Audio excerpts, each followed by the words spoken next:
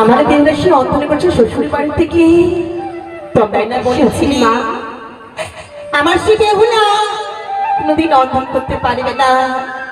তবে দেখো বৌমা, আজকে সে বেহুলা আমার অন্তর করে স্বামীকে খাইয়েছে, শ্বশুরকে খাইয়েছে, শাশুড়িকে খাইয়েছে, আর কি রেখেছে বলো? শিশুবের করো বৌমা।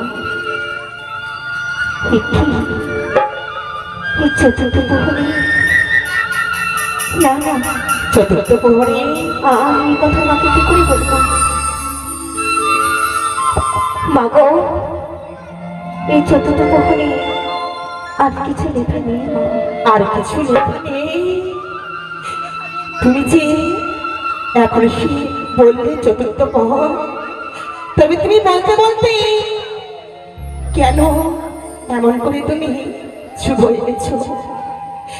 মা গো, আমার কাছে তুমি কিছু লুকাচ্ছ বুঝি, তাই না? আজকে যদি আপনি এই কথা শুনি আপনার পায়ের নিচ থেকে মাটি সরে যাবে মা। মাটি সরে যাবে মানে?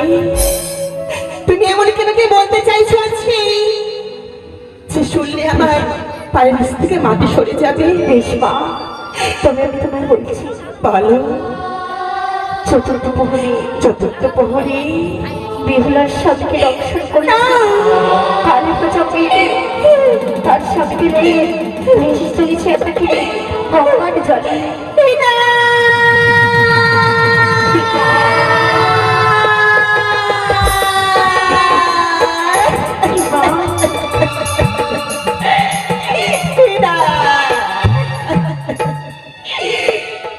তুমি কি বললে বৌমা? তুমি কি বললে?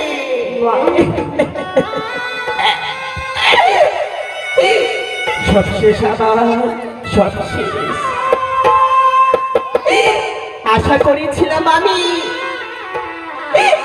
আমার শীতে হলে শ্বশুর বাড়িতে সংসার করবি, সত্যি বলে হলো না গো, হলো না। আমার শীতে হলে সংসার করা হলো না শ্বশুর বাড়িতে। মারে নিষ্ঠুর বিধাতা আমার এমন তিনি সাজা দিলে আমার সে ছোট্ট মেয়েটাকে সাজা দিলে গো, সাজা দিলে। এমনকি তোমাদের ভুল করেছিল সে আমার বেহুলা, তার স্বামীকে কেড়ে নিলে, তার কাছ থেকে কেড়ে নিলে। তুমি পারলে, তুমি পারলে।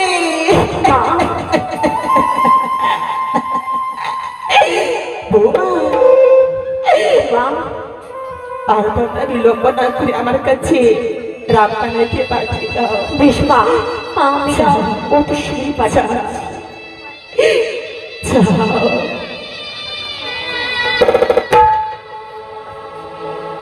কোথায় গেলি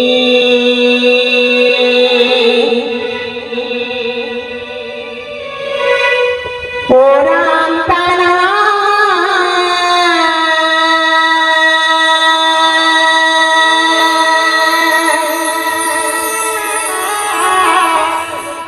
পত্র দিল সে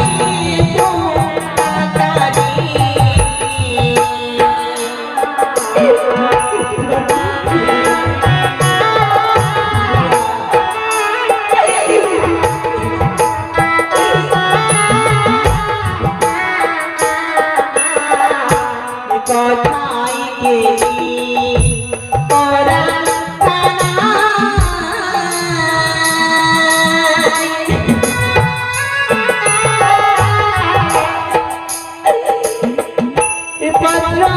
দিল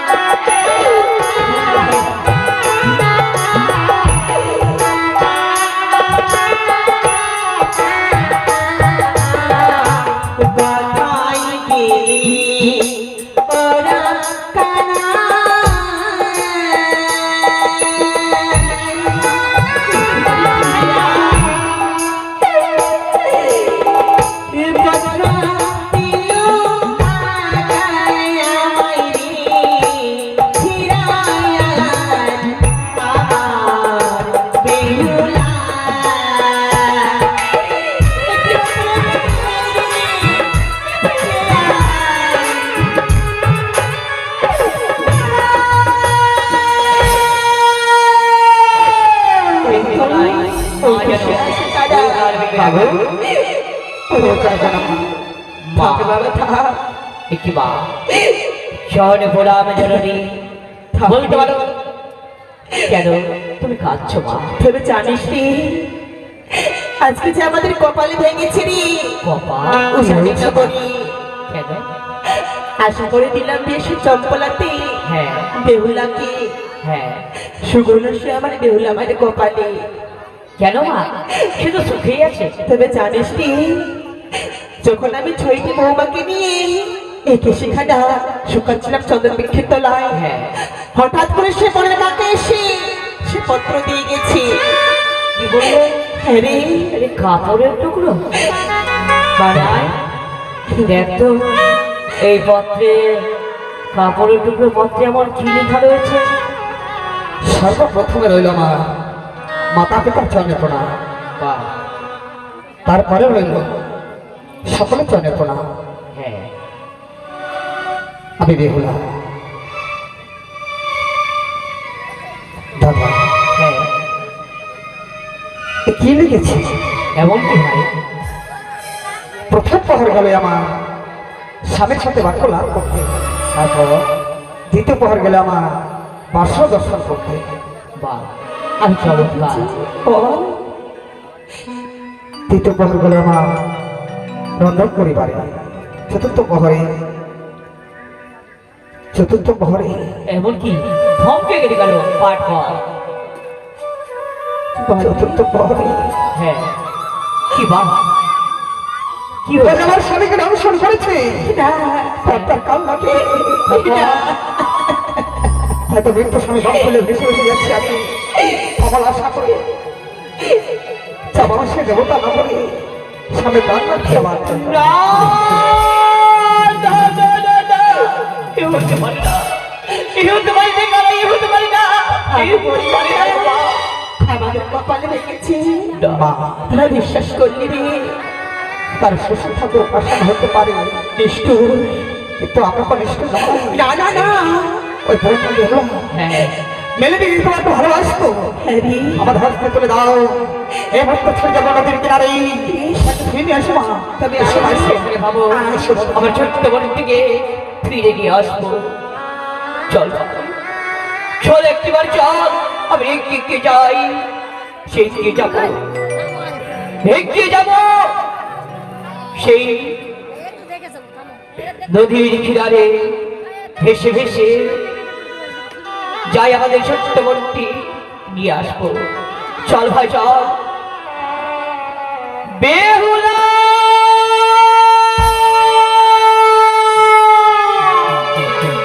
আয় বোরাই ফিরে আয়, দে সারা দে। চল আর কিছু করে এগিয়ে যাই, চল যদি নিকটে থাকে অবশ্যই আমাদের ডাকে সারা দেবে। এসে দাদা, চল কাটাই।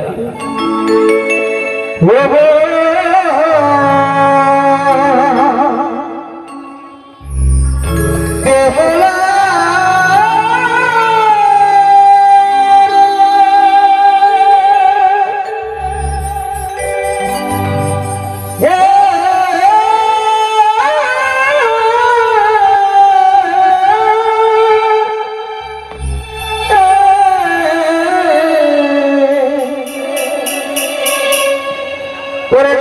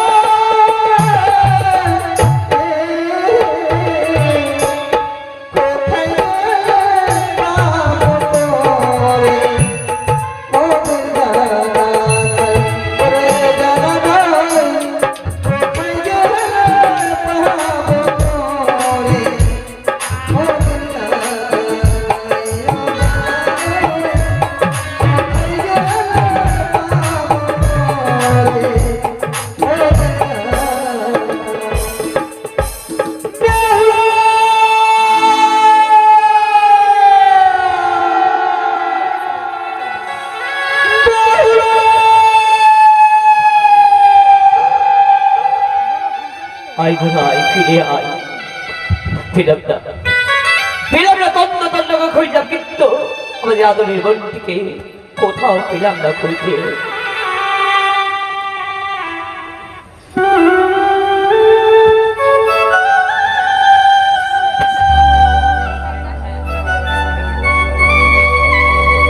দাদা, হে ভাই, চলো দাদা,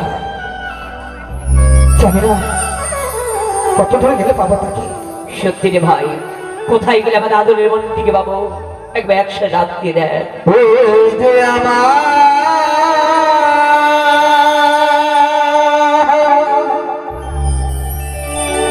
বোন বেহুলা,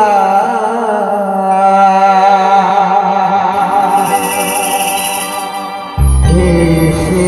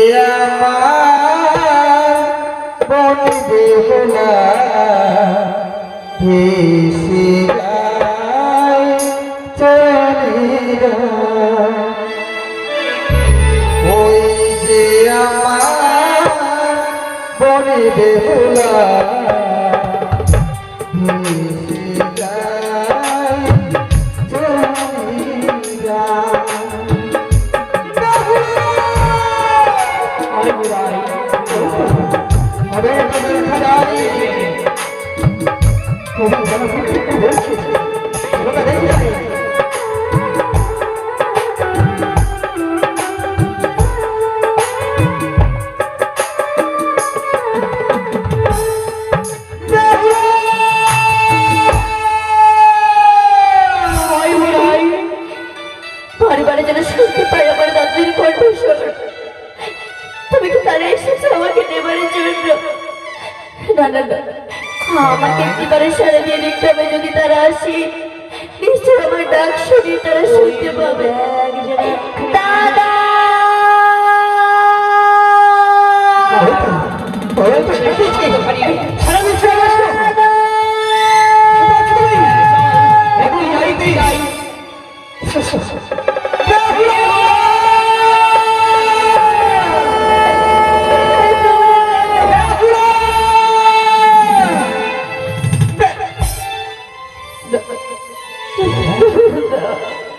বিহুলা, তোকে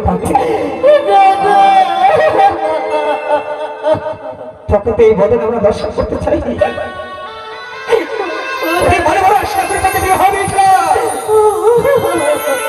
সংসার করে থাকতে বলে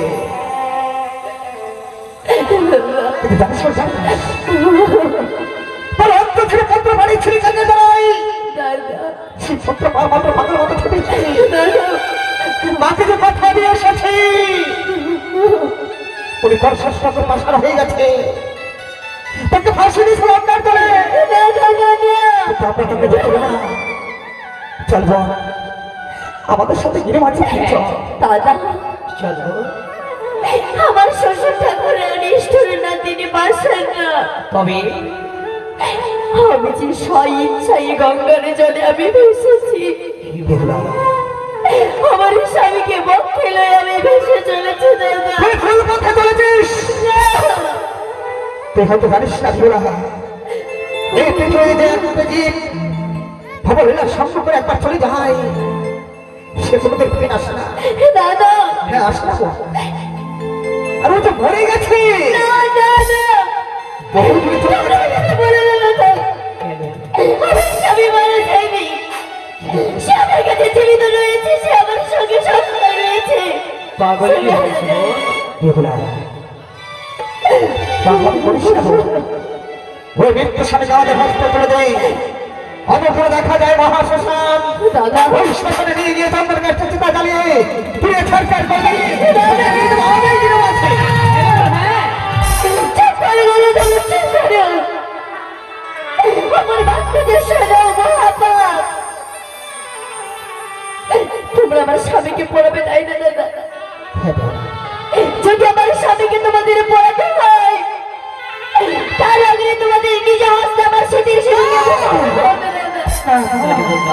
তোমরা যদি পারো আমার সেদিন সেটা ভুলে যাবে।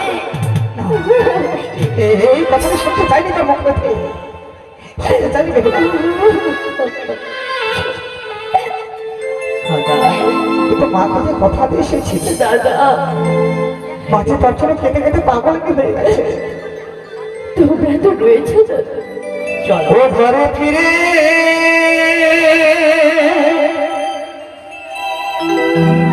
চলো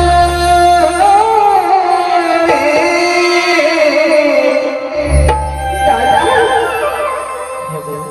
ওরে ছেলে ভাই দোলালি দাদা ঘরে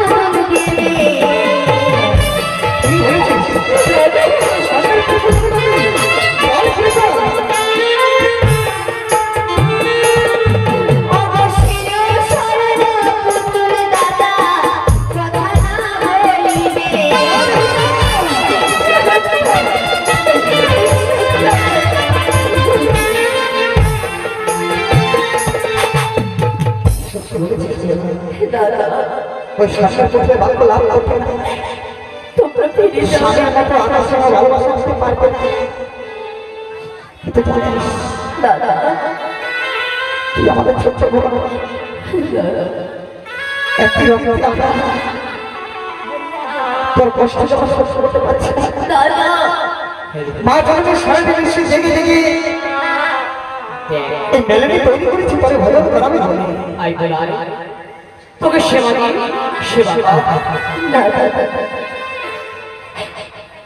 এই মেলায় ঘরে খেতে ভোজন করতে পারবো ভজন করবে না বেশ তুই তখন ভজন করবে না বেশ। হায় হায় সেবা মেলেনি এসো এসো এই ভজন করতে লাগবে এসো এসো দাদা কি করতে যাচ্ছ দাদা তোমরা তো ছোট থেকে আমাকে শিখিয়ে এসেছো খাবার হয় লক্ষ্মী খাবার কি কখনো অপমান করবে তবে আজ কেন তোমরা অমুদের মধ্যে এভাবে খাবারে কি গঙ্গার জলে নিক্ষেপ করছো তবে কি করে বলতে পারি তুই তো ভজন করবি না দাদা বাচ্চা রাখা এই মেলানির ভারীর কাছে ছেঁচে নিয়ে দাও চাপা যেদিন আমি আমার স্বামীকে নিয়ে ফিরে আসবো সেদিন যুগলে মেরে